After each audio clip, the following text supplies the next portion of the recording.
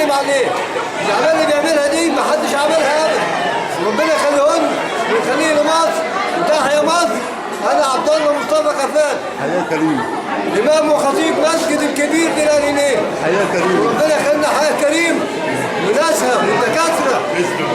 وربنا يخلينا عمده الارينيه. وعمده الارينيه مشرفنا وهو اللي بعتنا هنا. الأستاذ سامي.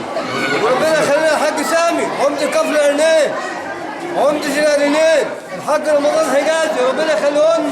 وتحيا مصر وتحيا عبد الفتاح السيسي. وانا عايز اسلم عليه شخصيا. انا امام مسجد الكبير بالارينيه عايز اسلم على الرئيس عبد الفتاح السيسي واشكره. من 30 سنه ما شفناش الاعمال اللي هو بيعملها. ما حدش عملها ابدا. ربنا يخلينا عمده الارينيه الحاج رمضان حجازي. ربنا يخلينا عمده كفر الارينيه الحاج سامي مرزوق والشيخ عبد المحسن امين عطيه النائب الكبير نائب عمده الارينيه. وتحيا مصر وتحيا مصر وتحيا مصر. عاوز ايه؟ شكرا يا ريس. عمده الارينيه عمدة الأرنين. الحاج رمضان حجازي. أهلا وسهلا. أهلا شرفنا بحضرتك. ربنا يبارك فيك. إيه أخبار القافلة إن شاء الله؟ القافله زي الفل زي ما انتم شايفين اهون. خدمات موجوده وخدمه لكل الصغار والكبير وغير المقتدر.